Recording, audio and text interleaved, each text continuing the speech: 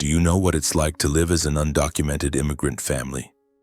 It's like walking on a thin thread, suspended in a sky full of storms. One wrong step, and the entire world could collapse.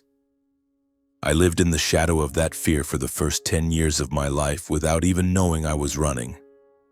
My name is Elias, and this is the story of the days when I was a boy, living with my family in a hidden corner of California, where the radiant sunlight was never strong enough to dispel the gloom that enveloped us. I was born in Honduras, but my memories of that place are faded, like a painting losing its colors.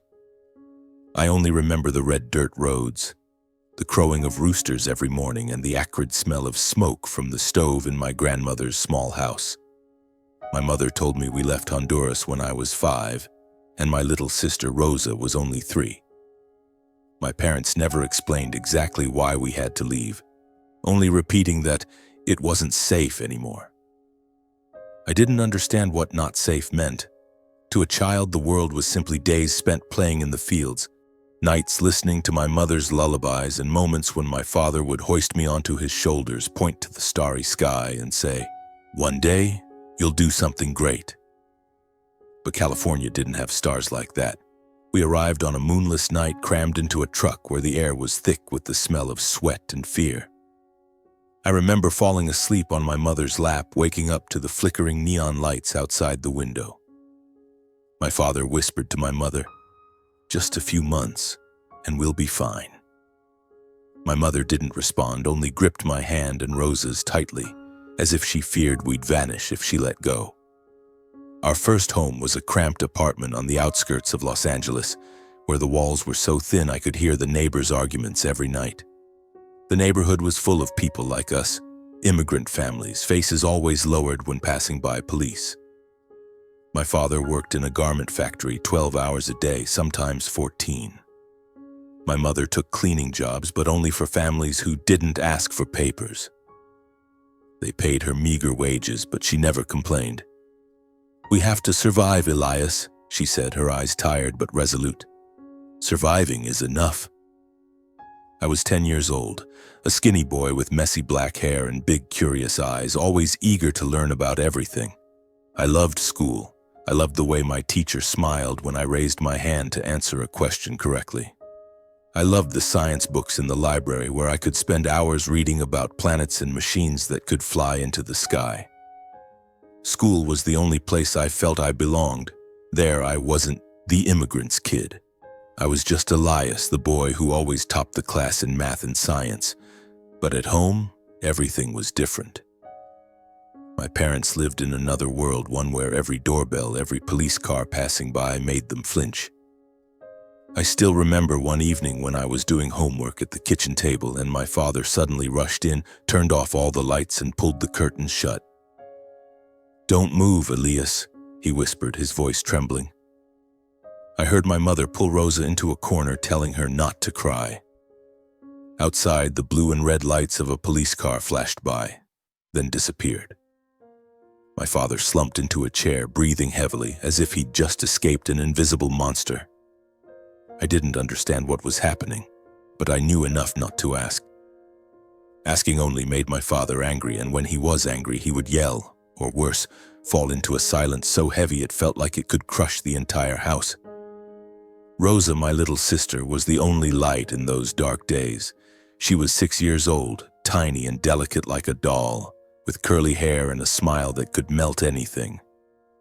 Rosa didn't know about our parents' fears. She only knew the songs our mother taught her, played with her tattered cloth doll, and followed me everywhere.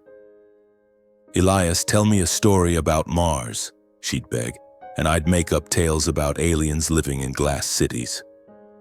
Rosa believed every word, her eyes sparkling as if I'd opened up an entire universe for her. But even Rosa couldn't chase away the growing shadow in our home. My parents spoke less and less.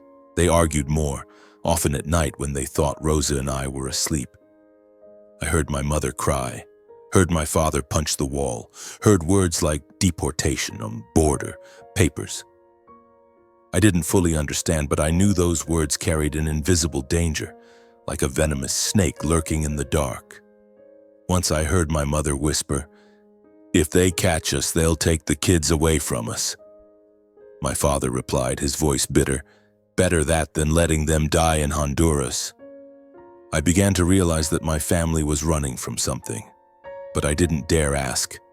Every time I tried to mention Honduras, my mother would change the subject, and my father would give me a cold look as if I'd touched an unhealed wound. I learned to stay silent, to lower my head when passing people in uniforms, to never talk about my family with anyone at school. But deep down, I was still a 10-year-old boy, dreaming of stars and flying machines. The tension in our home grew heavier. My parents started distrusting everyone, neighbors, friends, even relatives nearby. "Don't talk to anyone, Elias," my mother warned, her voice firm. "People will betray us." I didn't understand why she was so afraid. Our neighbors, Uncle Juan and Aunt Maria, were always kind to me and Rosa. Uncle Juan even gave me candy whenever I helped him fix his bicycle. But my mother trusted no one. "They could report us to the police at any moment," she said, her billy eyes flashing with a fear I'd never seen before. Once I accidentally dropped my mother's favorite glass cup. It shattered on the kitchen floor and she screamed, not because of the cup, but because the noise might draw the neighbors' attention. "Do you want us all to get caught?" she yelled, gripping my shoulders so tightly it hurt. I stood frozen, tears welling up but not daring to fall. My father walked in, looked at me with disappointment, then turned away without a word. Rosa ran to me, hugging my leg, whispering, "Don't be scared, Elias. I'll find a new cup for Mommy." But I knew no cup could erase the fear in my mother's eyes. I started feeling like a burden. I wanted to make my parents happy, to see them smile like they did back in Honduras, but I didn't know how. I tried studying hard, bringing home A+ grades to show my mother, but she only nodded, her eyes empty. I told my father about my dream of becoming a scientist, but he just muttered, "What's the point of studying, Elias? If they find us, it's all over." Those words cut into me like a knife. I began to wonder, had I done something wrong? Why had my parents changed? Why didn't they look at me anymore with the love and hope they once had? I didn't know that in the world my parents were living in, love and hope had long been suffocated by fear. Our tiny apartment became an invisible prison. Rosa and I were forbidden from playing outside after 4 in the afternoon because people might see. My parents wouldn't let us go to school camp or friends' birthday parties. "We're not like other people, Elias," my father said, his voice low like a warning. "You have to understand that." But I didn't understand. I just wanted to be like other kids, to run freely, to talk about my family without fear. I wanted my parents to smile, for Rosa to grow up in a home free of shadows. I didn't know that one innocent word from me would cause everything to collapse, pushing our family into a storm that no one could escape. It was an ordinary Tuesday, with golden sunlight stretching across the streets leading to my elementary school. I walked into class, my worn-out backpack swinging on my shoulder, still buzzing from the A+ I got on yesterday's math test. My teacher, Ms. Miller, was a middle-aged woman with a warm smile and round glasses that always slid down her nose. She called me her little scientist because I was always asking about planets and rockets. That day, she started the lesson with a surprise question, as if she just wanted to liven up the classroom. "Kids, today we're going to talk about family," Ms. Miller announced, waving her hand like an actor on stage. "Who wants to share what their parents do?" The class buzzed with excitement. Tommy raised his hand, bragging that his dad was a firefighter. Sarah said her mom was a baker and even brought a cookie to show off. I sat quietly as always, not wanting to draw attention. My parents had told me 100 times, "Don't talk about our family, Elias. No one needs to know." But that day, something in Ms. Miller's voice and the way the class laughed and joked made me feel like I wanted to be part of that world too. I wanted to be like Tommy, like Sarah, to talk about my parents without fear. I raised my hand, my heart pounding. Ms. Miller smiled and pointed at me. "Elias, I knew you'd have an interesting story. What do your parents do?" I hesitated, trying to find a safe answer. But in my mind, the warnings from my parents, "Don't say anything," were drowned out by images of my mother scrubbing floors, my father coming home with calloused hands from the sewing machine. I wanted to say something that would make the class gasp, to prove that my family was special too, even if I didn't understand why we had to live in the shadows. "My parents," I began, my voice small but clear. "They escaped from the border because Honduras was really dangerous. They work really hard to take care of me and my sister." The class went silent for a second, then a few kids burst out laughing. "Escaped from the border? Like in a movie?" Tommy shouted, and the laughter grew louder. Ms. Miller raised her hand to quiet everyone, but her eyes had changed. Gone was the warm smile, replaced by a strange look, as if she was trying to process what I'd just said. "Thank you, Elias," she said, her voice soft but off somehow. "Who wants to share next?" I sat down, my face burning. I didn't understand why the class laughed, but I knew I'd done something wrong. That mistake clung to me all day like a heavy stone in my stomach. When the bell rang to end the school day, I ran home, trying to forget what I'd said. I told myself, it was just one sentence, it's not a big deal. But I was wrong. 3 days later, I realized that a single sentence could bring an entire world crashing down. That morning started like any other. My mother woke up early, preparing breakfast with corn tortillas and beans, the only food we could afford with the little money she earned. My father had left for work before sunrise, leaving the house as silent as a tomb. Rosa sat on the floor, clutching her cloth doll, softly singing a song our mother often sang. I was tying my shoelaces, getting ready for school, when a knock came at the door. The knock wasn't loud, but it made my mother freeze. She was standing in the kitchen holding a ladle, but her eyes looked like she'd just seen a ghost. "Elias, Rosa, go to your room now," she whispered, her voice trembling. I pulled Rosa into a corner of the room, my heart pounding in my chest.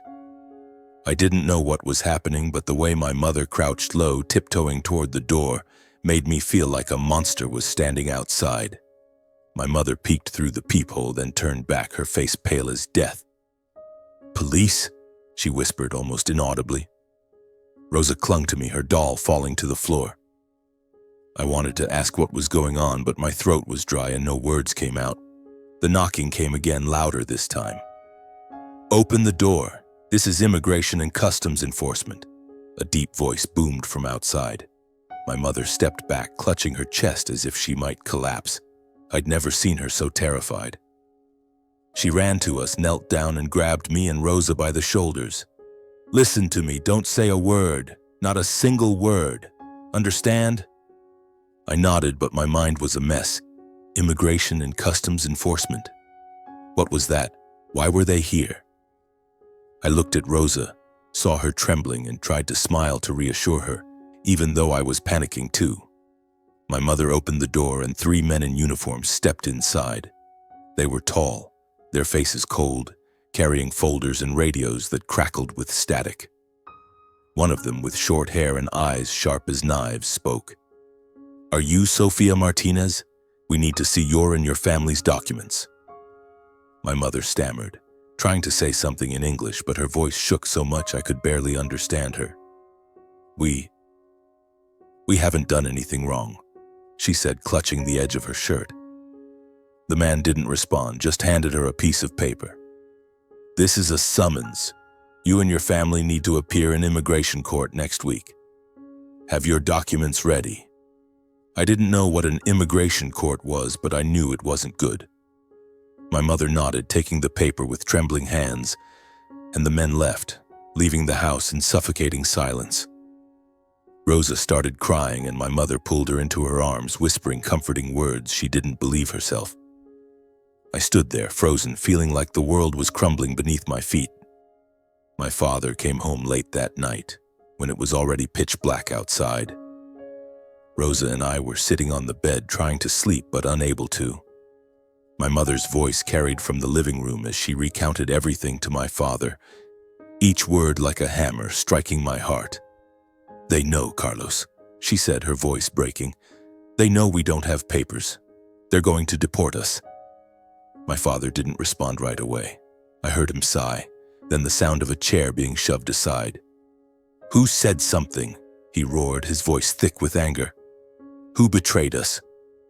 I lay there, my heart pounding, barely daring to breathe. I thought about what I'd said in class, about the way the class laughed, about Ms. Miller's strange look. Could it have been because of me? I tried to push the thought away, telling myself it wasn't possible. I was just a kid. I'd only said one innocent sentence. How could one sentence cause something this big? But the next morning, everything became clearer. My father called me into the living room where my mother sat with red, swollen eyes. Rosa was told to stay in the bedroom, but I knew she was listening behind the door. My father looked at me, his eyes like a cold blade. "Elias," he said, his voice low and terrifying. "What did you say at school?" I swallowed hard, feeling like a rock was lodged in my throat. I just said that you and Mom escaped from Honduras because it was dangerous," I whispered, unable to meet his eyes. Silence. A heavy, suffocating silence, as if the entire room stopped breathing. Then my mother burst into tears, covering her face. "Oh God, Elias, why would you say that? Do you want us all to get caught?" Her voice broke, a mix of anger and despair. I stood, frozen, tears streaming down my face, but I didn't dare cry out loud. I wanted to explain, to say I didn't know, that I just wanted to brag about my parents like the other kids. But no words came out. My father stood up and stepped toward me. I thought he might hit me like he did when he was angry before, but he just looked at me, his eyes full of disappointment and coldness. "You've destroyed everything, Elias," he said, each word like a cut. "You betrayed your family." I wanted to scream that I didn't mean to, that I didn't understand, but the looks from my father, from my mother, made me feel smaller and guiltier than ever. Rosa ran out from the bedroom, hugging me and sobbing. "Elias didn't do anything wrong. Don't yell at him," she cried, but my mother pulled her away, telling her to be quiet. From that day on, my parents stopped looking at me the same way. They didn't talk to me, didn't scold me, didn't comfort me. They were just silent. And that silence was more terrifying than any shouting. I became a ghost in my own home, a criminal no one wanted to acknowledge. Rosa still secretly held my hand, whispering that she wasn't mad at me, but that only made the pain worse. What had I done to make my family so afraid? The days that followed passed in a suffocating atmosphere. My parents scrambled to prepare for the immigration court, but they didn't tell me anything. They whispered to each other at night, talking about things I didn't understand. Lawyers, deportation, repatriation. I heard my mother cry more, heard my father punch the wall, heard the blame that I knew was aimed at me. If Elias hadn't said anything, maybe they wouldn't have found us, my mother muttered one night, thinking I was asleep. I started to hate myself. I hated my foolish mouth, hated the innocence that had put my family in danger. I lay in bed, staring at the stained ceiling, wondering, if I hadn't said anything, would things be different? Would my parents smile at me again, hug me like they used to? I didn't know that what was coming would be far worse than their silence. The court date approached. My parents wore the neatest clothes they had, an old shirt of my father's and a dress my mother borrowed from Aunt Maria. They didn't tell me what would happen, but I could feel the tension in their every movement. Rosa held my hand, asking softly, "Elias, what are they going to do to us?" I didn't know how to answer, so I just squeezed her hand and said, "Everything will be okay, Rosa." But I didn't believe my own words. That day, as we walked into the courthouse, it felt like stepping into a nightmare. The cold white walls, the uniformed people with scrutinizing eyes, and the whispers of other families awaiting their fates. My parents sat up straight, but I saw my mother's hands tremble as she clutched my father's.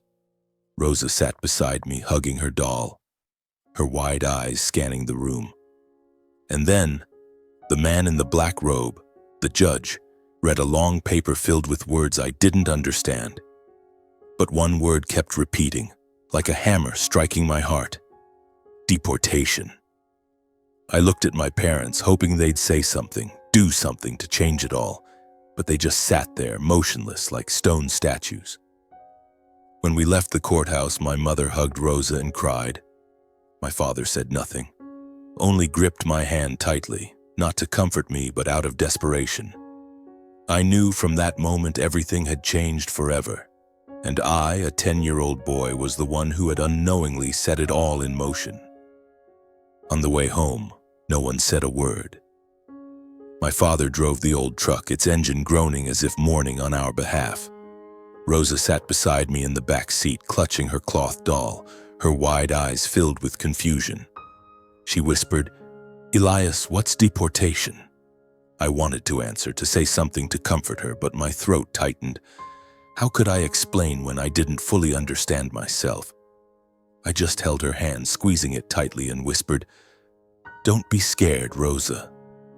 I'm here with you." But I was scared, so scared it felt like the world was crumbling beneath my feet.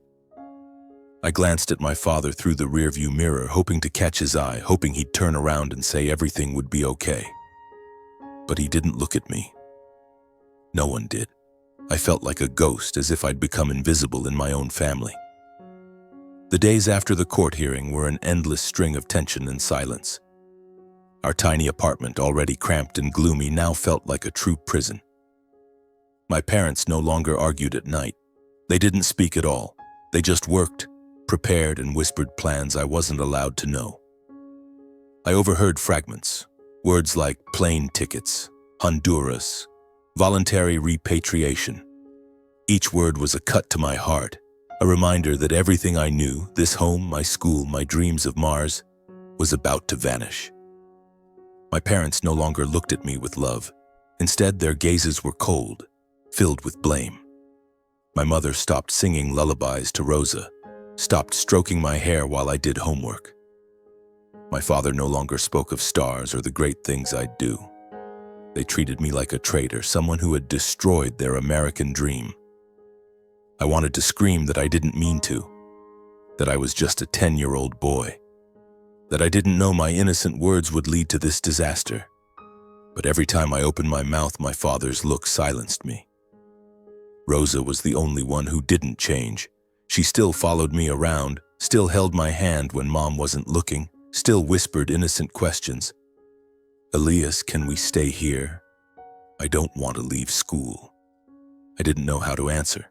I just hugged her, trying to hide my own fear, and said, "I'll protect you, Rosa. I promise." But I didn't know how to keep that promise. A week after the court hearing, my parents called Rosa and me into the living room. It was the first time they'd spoken directly to me since ICE came to our house. My father sat in a chair, his hands clasped tightly, his eyes fixed on the floor as if he couldn't bear to look at us. My mother leaned against the wall, her eyes swollen from crying. Rosa held my hand, her cloth doll pressed tightly against her chest. "We have to leave," my father said, his voice low and dry. "The court has decided. We have 30 days to leave the U.S. If we don't, they'll arrest us." My heart stopped. Leave the U.S.? Leave my school, my science books, my dreams of rockets and Mars? I wanted to ask why, to beg them to find a way to stay, but my father's look stopped me. He continued, his voice devoid of emotion. "We're going back to Honduras. Your mother has bought plane tickets. We leave next weekend." Rosa burst into tears, clinging to me. "I don't want to go. I want to stay here," she screamed, her voice breaking, politician breaking. My mother knelt down, hugging Rosa, but said nothing. I looked at her, hoping she'd say it was just a joke, that we'd find a way to stay. But she just bowed her head, tears streaming down her cheeks. "So, what will we do in Honduras?" I asked, my voice trembling. It was the only question I dared to voice. My father looked at me for the first time since the court hearing, but his eyes weren't those of a father. They were filled with disappointment and resentment. "We'll live," he said coldly, "like we did before." I wanted to say I didn't remember Honduras, that America was my home, that I didn't want to leave everything I loved. But I didn't dare. I just nodded, feeling like a part of me was dying. The following days passed in a haze. My parents were busy packing, selling off things we couldn't take.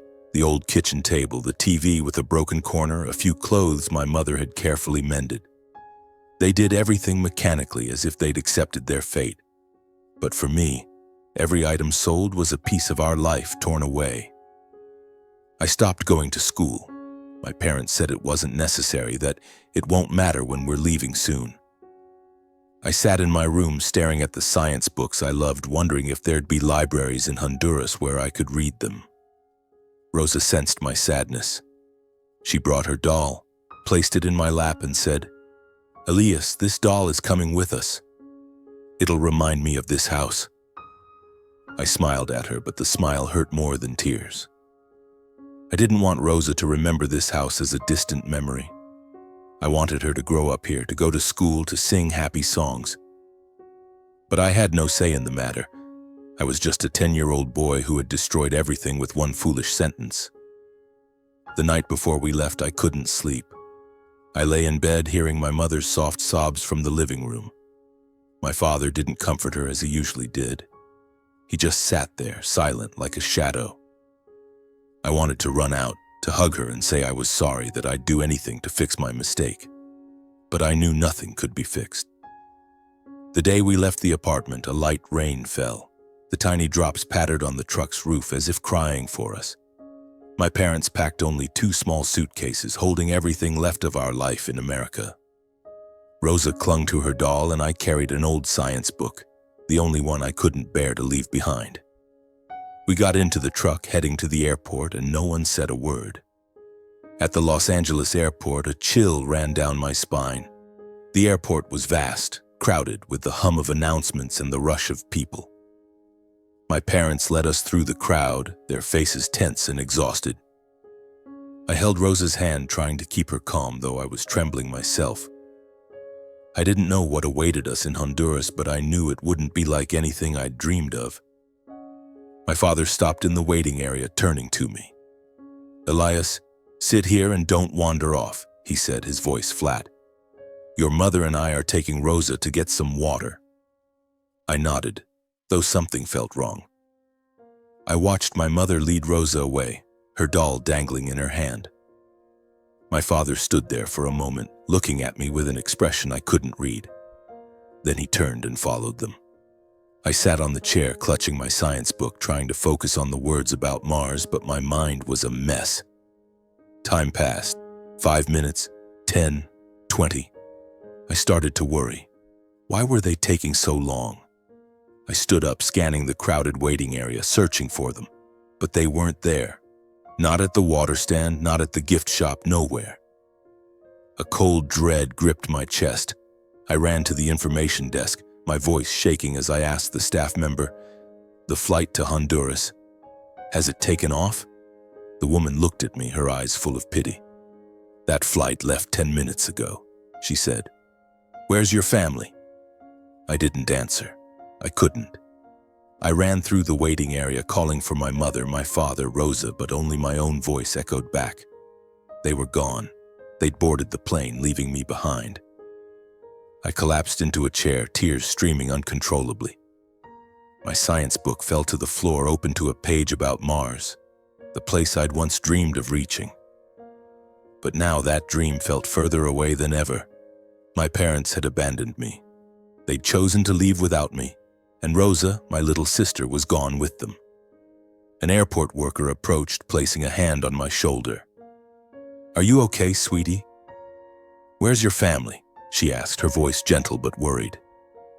I didn't answer. I just sat there, sobbing, feeling like the world had collapsed. I didn't know that my parents' cruel decision wasn't just punishment for my mistake.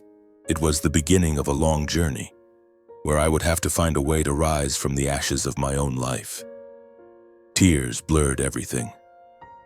The airport announcements, the bustling crowd, the glaring neon lights. It all felt like a nightmare I couldn't wake from. I clutched my science book, its crumpled pages about Mars trembling under my shaking fingers. It was the only thing left, the only reminder that I once had a family, a home, a dream. The woman at the airport, she said her name was Linda, sat beside me, her voice gentle as if trying to pull me out of the darkness. "What's your name?" she asked. Elias, I whispered, my voice choked. Elias Martinez. All right, Elias, we'll figure out how to help you. Do you have anyone we can contact? Aunts, uncles, family friends? I shook my head.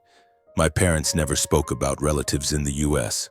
They were always afraid, always telling me not to trust anyone. I had no phone numbers, no addresses, nothing but the book in my hands and the memory of my father's cold gaze before he disappeared. Linda called someone over her radio, and soon after a man in a uniform arrived, along with a woman in a gray suit. They talked about unaccompanied minors and child services. I didn't understand everything, but I knew I was being taken somewhere. Somewhere unfamiliar, without my parents, without Rosa. They put me in a car, and I sat in the back, staring out the window. Los Angeles passed by in a blur of lights, the once familiar streets now belonging to another world. I thought of Rosa, her smile, the way she hugged her doll and sang the songs our mother taught her. Was she crying? Was she asking for me? And my parents. Why did they do this? Why did they leave me behind? I wanted to scream, to pound on the car window, to run back to the airport and find them. But I just sat there, motionless, feeling like a part of me had died. The Children's Care Center was a gray, dreary building on the outskirts of the city. It didn't feel like a home. It felt like a warehouse, with peeling walls and long, echoing hallways. I was taken to a small room where a woman named Mrs. Carter asked me a barrage of questions. How old was I? Who were my parents? Did I know where they went? I answered in short, monotone sentences as if reciting a lesson. I didn't want to talk about my parents. Every time I thought of them, I saw my father's accusing eyes, heard my mother's sobs, and felt guilt like a knife twisting in my heart. Mrs. Carter took notes, then led me to a dormitory. The room had 6 bunk beds, a few rusty lockers, and a small window overlooking a parking lot. The other kids in the room looked at me with curious eyes, but no one spoke. I was given clean clothes, a thin blanket, and a bed in the corner. Rest now, Elias, Mrs. Carter said. We'll sort things out for you tomorrow. I lay on the bed, my science book tucked under my pillow. The steady snoring of a boy in the next bed filled the air, but I couldn't sleep. I thought of Rosa, wondering if she was scared, if she was clutching her doll and calling my name. I thought of my parents, wondering if they regretted leaving me behind. And I thought of myself, a 10-year-old boy abandoned in a strange country with no idea what tomorrow would bring. The first days in the care center were a whirlwind of unfamiliarity and fear. I wasn't used to living with other kids, each with their own stories, but all carrying a sadness like mine. There was a boy named Jake, 12 years old, who always clutched a necklace as if it was the only thing keeping him sane. There was a girl named Mia, a year younger than me, who sat in the corner drawing strange pictures filled with black. No one talked much. We were like ghosts moving silently in a world that didn't belong to us. I was bullied within the first week. A group of 3 older kids led by a boy named Derek targeted me. They called me the immigrant kid, stole my bread at mealtime, and once tore the first page of my beloved science book. I didn't fight back. I just lowered my head, swallowing my tears, telling myself that if I stayed quiet, they'd get bored and leave me alone. But they didn't stop. Every time they shoved me against a wall, every time I heard their mocking laughter, I felt smaller, more worthless. I started shutting myself off. I didn't talk to anyone, didn't join the group activities the staff organized. I just sat in the room rereading my science book, though the words about Mars now only brought me pain.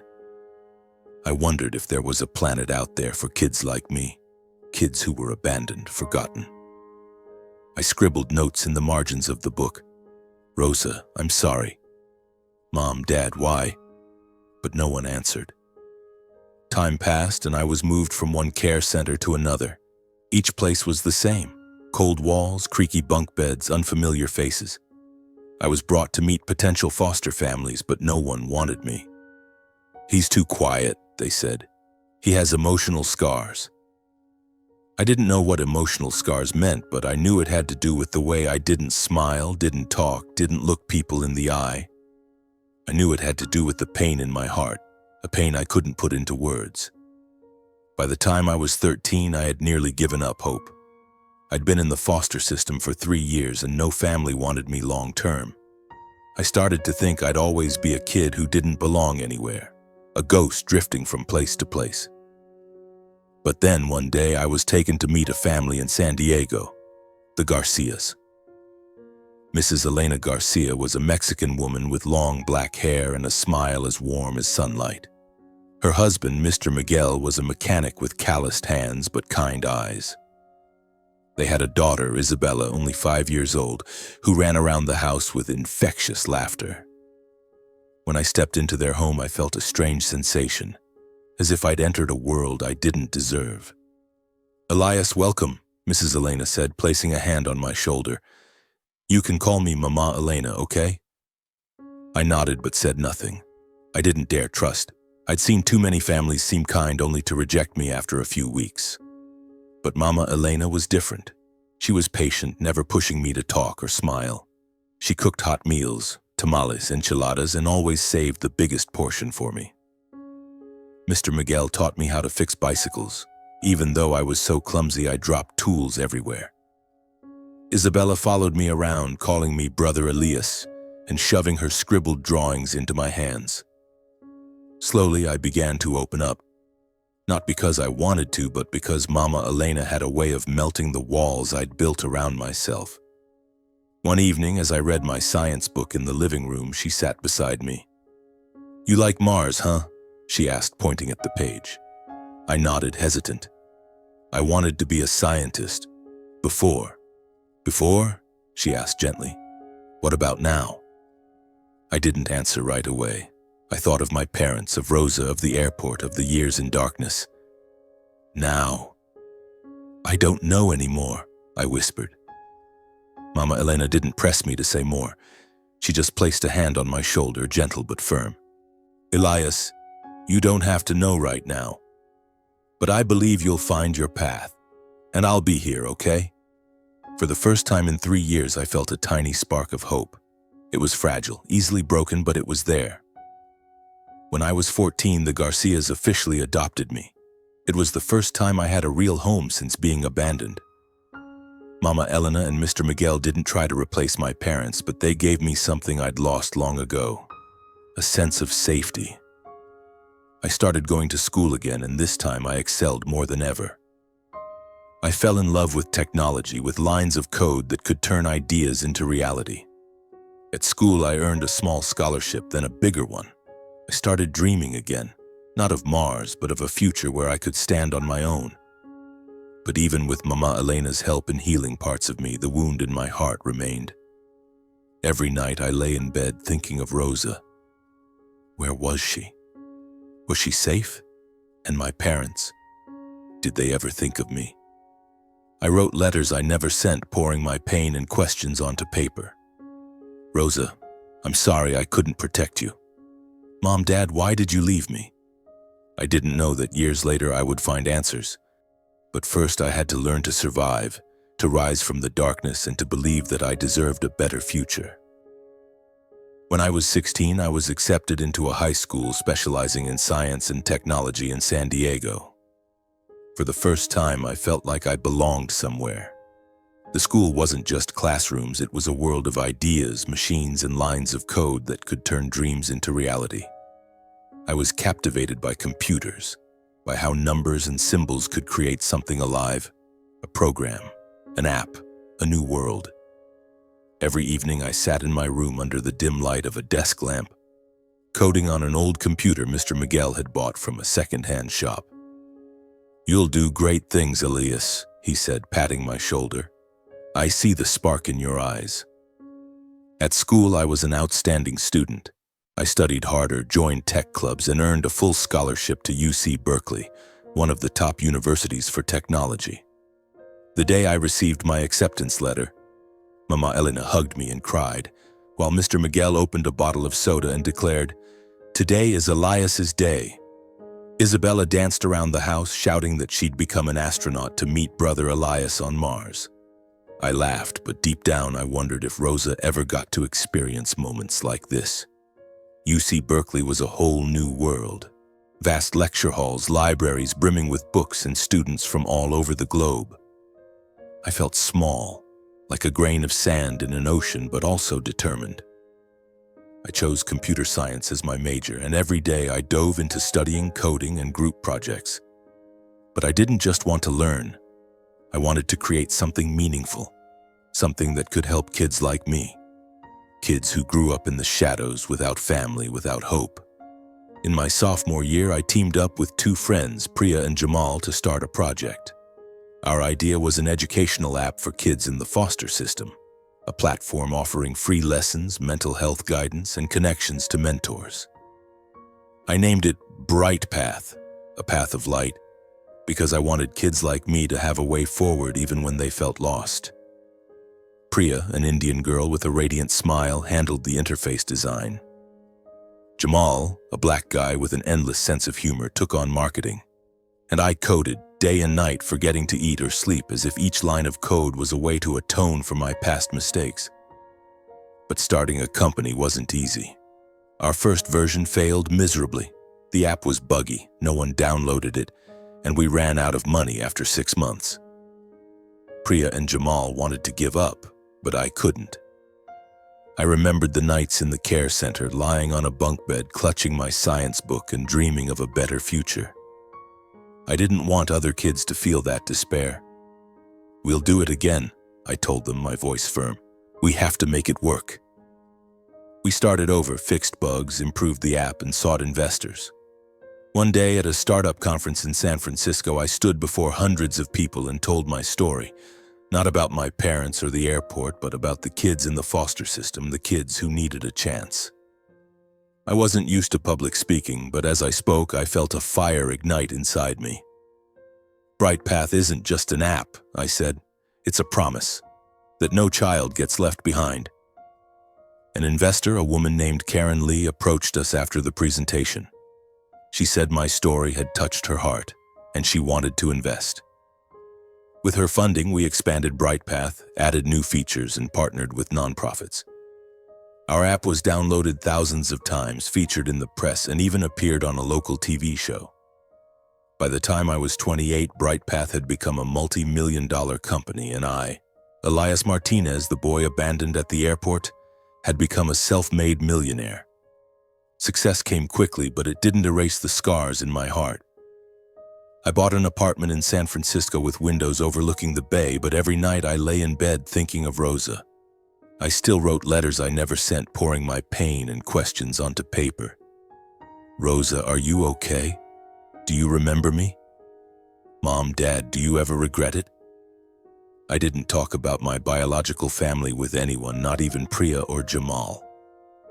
When reporters asked about my past, I only spoke of Mama Elena, Mr. Miguel, and Isabella, the people who gave me a new family. But deep down, I knew I hadn't fully escaped the darkness. One day I received a letter from the immigration department.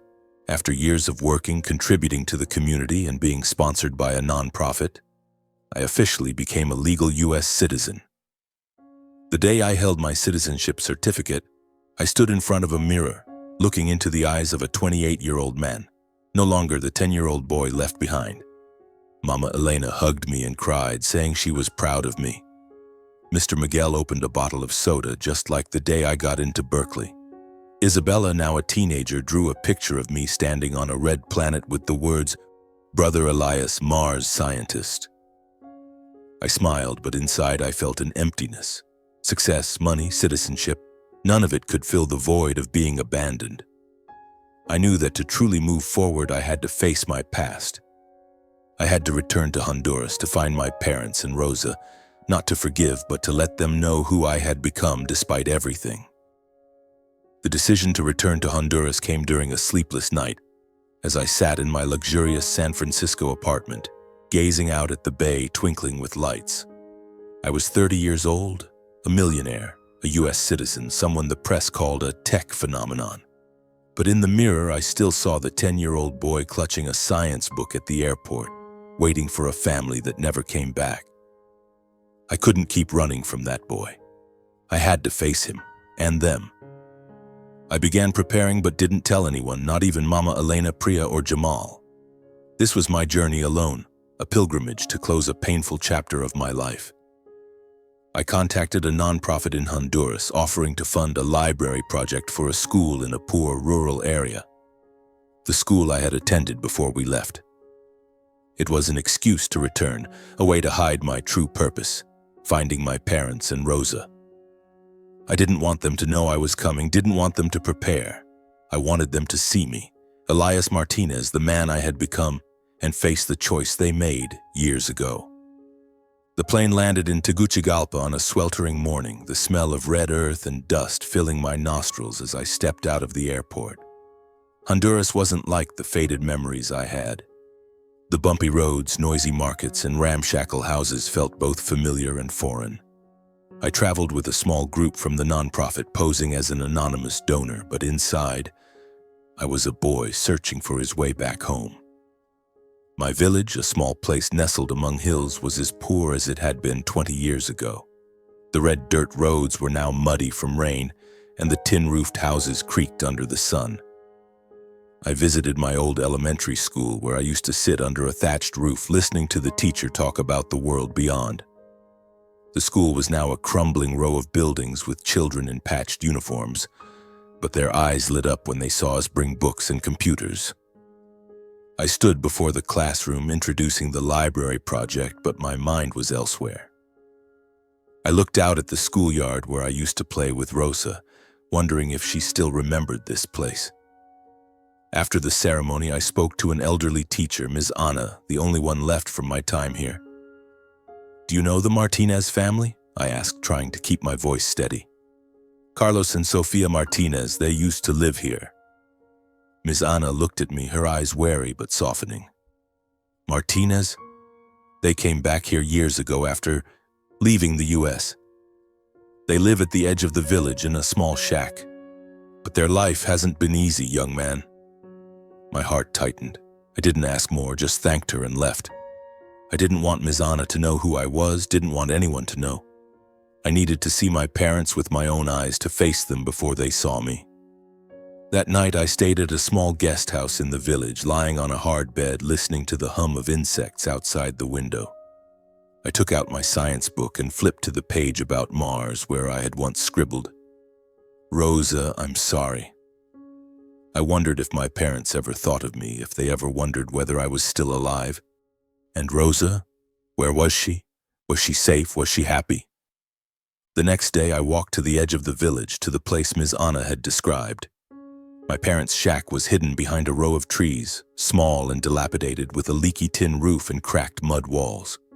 I stood there, a few meters away, peering through the sparse fence. A frail woman with gray, disheveled hair sat outside, mending an old shirt. It was my mother. Inside, I heard a man's rasping cough, my father. They had aged so much, as if time had drained their vitality. I didn't feel anger, didn't feel pain, only a cold emptiness in my chest. I turned away, not letting them see me. I needed time to prepare, to sort through my emotions before facing them. I hadn't come here to cry, nor to beg for love. The next day, I returned to the shack, armed with an excuse. I was a representative from a nonprofit, there to survey the needs of the villagers. I wore a simple shirt, hiding any signs of my success. No expensive watch, no smartphone. I wanted them to see me as a stranger, at least at first. My mother opened the door, her eyes tired but wary. "Hello, sir," she said, her voice hoarse. "Who are you looking for?" "I'm a representative from a charity organization," I said, keeping my tone even. "We're helping the village, and I'd like to ask about your family." She nodded and invited me in. Inside the shack, the smell of dampness and old tobacco hit me. My father sat on a wooden chair, coughing harshly, his face gaunt and his eyes clouded with illness. I barely recognized them, the father who once carried me on his shoulders, the mother who sang me to sleep. They were now just two old people, beaten down by life. I sat down, asking simple questions. How were they living? Did they need anything? They answered curtly, their voices laced with suspicion. "We have nothing," my father said, his trembling hand holding a cigarette. We just get by. My mother looked at me as if trying to find something familiar, but she didn't recognize me.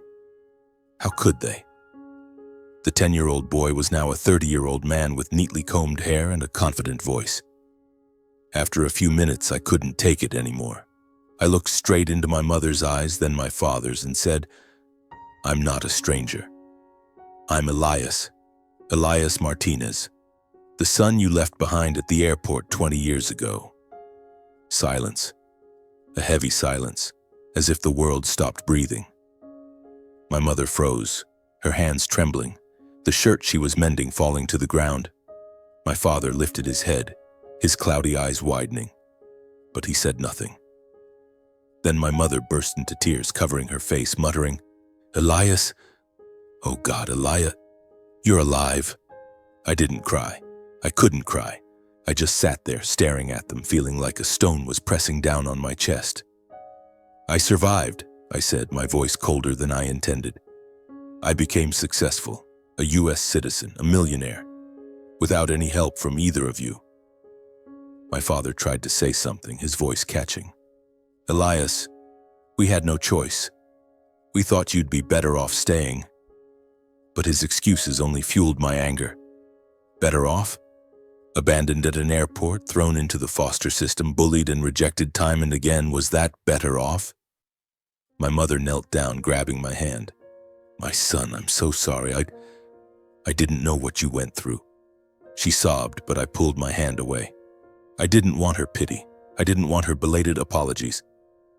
"Where's Rosa?" I asked, my voice firm. "Where's my sister?" My mother looked up, tears streaming down her face. "Rosa, she's in Mexico. She's working in a place that's not good. We couldn't help her. Elias, please find your sister, save her." My heart felt like it was being torn apart. Rosa, the little girl with the radiant smile, was now living in a world I couldn't bear to imagine. I stood up, saying nothing more. "I'll find Rosa," I said, my voice like ice. "But not for you. For her." I left the shack without looking back. My mother's sobs echoed behind me, but I didn't stop. I had done what I came to do. I had shown them who I was. Now I had to find Rosa to pull her out of the darkness, just as I had done for myself. The journey to find Rosa began the moment I set foot in Mexico City. I hired a private investigator, a middle-aged man named Javier with sharp eyes and a deep voice. He warned me that finding a girl in Mexico's underworld wouldn't be easy, especially with just a name and a few vague memories. But I didn't give up. I gave Javier the only photo I had, a faded picture of Rosa as a child, clutching her cloth doll, standing next to me in the schoolyard in Honduras. "She's 26 now," I said, "but her smile, it's probably still the same." Javier worked quickly, but each passing day was one I spent in anxiety. I stayed in a small hotel working remotely with the Bright Path team, but my mind wasn't there. I thought of Rosa, of the years she had to grow up without me. My parents had left me at the airport, but at least I had Mama Elena, a chance to rise. What about Rosa? Did she have anyone to lean on? Every night I lay in bed staring at the ceiling, wondering if I was too late. After 2 weeks, Javier called me. "I found a girl, Rosa Martinez, in a slum near Tijuana," he said. "But you should prepare yourself. Her situation, it's not good." I flew to Tijuana the next morning. The city was noisy, chaotic, with narrow streets and the smell of exhaust fumes mixed with garbage. Javier led me to a rundown neighborhood where crumbling buildings crowded together and women stood under dim streetlights, their eyes vacant. He pointed to a small house with a peeling red door. "She's in there," he said, "but be careful. The people running this place don't like outsiders." I walked in, my heart pounding. Inside, the air was stifling, heavy with the smell of alcohol and tobacco. An older woman, her face caked with makeup, stopped me. "What do you want?" she asked, her voice sharp.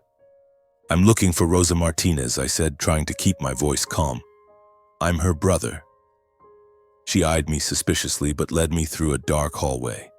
When the final door opened, I saw Rosa, or rather the shadow of Rosa. She sat on an old bed, her thin arms wrapped around her knees, her face pale, her eyes empty. Her curly hair was matted, and the smile I once loved was gone. Her body was covered in bruises, as if life itself had beaten her down. "Rosa," I called, my voice choking. She looked up, her eyes dazed. Who's there?" she whispered, as if afraid to believe. "It's me, Elias," I said, kneeling in front of her. "Your brother. I'm here to take you home." Rosa stared at me, then burst into tears. She threw her arms around me, sobbing like a child. "Elias, brother Elias, I thought you were dead," she mumbled, her hands clutching my shirt. I hugged her, feeling as if I were holding my lost childhood. But at the same time, a surge of anger rose within me. Anger at my parents, at the world that let her end up here. Rosa told me everything through her sobs. After being taken back to Honduras, she lived with our parents in poverty. When she was 16, they could no longer afford to care for her. A man promised her a job in Mexico, but it was a trap. She was sold into a brothel, treated brutally, trapped in a world with no escape. "I wanted to die, Elias," she whispered. "But I remembered you. I thought if you were alive, you wouldn't let me stay here." I couldn't hold back my tears. I promised Rosa I'd get her out, that she'd have a new life. I paid a large sum to the woman running the place, calling it a ransom fee, though inside I wanted to tear the house apart. I took Rosa back to the hotel and called a doctor to care for her health. She was frail, depleted both physically and mentally, but I saw a faint spark in her eyes. The spark of the little girl who once sang our mother's songs. I brought Rosa back to the US, to San Francisco, where I arranged a small house for her and a team of doctors and therapists. Mama Elena welcomed Rosa like her own daughter, hugging her and crying, cooking hot meals. Isabella, now a teenager, held Rosa's hand and told her about her drawings. I watched Rosa, saw the faint smile slowly returning to her face, and knew I had done the right thing. But deep down, I wasn't sure if I could ever forgive our parents, the ones who let my sister fall into hell. Rosa began to heal, little by little. She learned to smile again, to trust, to live. But I knew that her scars and mine would never fully disappear. When I looked at Rosa, I saw myself in those dark years. I knew that to truly move forward, I had to do one final thing: tell my story, unhidden, unashamed. I sat down and wrote. I wrote about the 10-year-old boy abandoned at the airport, about the years in the foster system, about Mama Elena and the Garcia family who saved me, about the journey to becoming a millionaire, and about the search for Rosa. I wrote about the pain, the anger, and the flickers of hope that pulled me out of the darkness. When I finished, I sent the story to a major newspaper with a note. "Please share this story so kids like me know they're not alone." The story was published, and it spread quickly. Millions read it, shared it, commented on it. I received letters from around the world, from kids in the foster system, from immigrants, from people who had been abandoned. They called me an inspiration, but I didn't feel like a hero. I was just Elias, someone who learned to stand up after being knocked down. The media invited me for interviews, and for the first time I spoke about my parents and Rosa on television. I didn't hide the truth, about being abandoned, about the pain, about the journey to find my sister. I didn't know if my parents saw the broadcast, but I hoped they did. I wanted them to know that Rosa and I had overcome, not because of them, but despite them. One morning I took Rosa to Los Angeles International Airport, the place where it all began. We stood in the waiting area where I had sat crying 20 years ago, clutching my science book. Rosa held my hand, her eyes gentle but strong. "Brother Elias," she said, "thank you for finding me." I smiled, squeezing her hand. "I promised to protect you, Rosa, and I kept my word." We stood there, hand in hand, watching the flow of people passing by. I wasn't sure if I had forgiven my parents or not. Maybe I never would fully forgive them. But I knew I had moved on, past the pain, past the darkness, past the memories that once held me captive.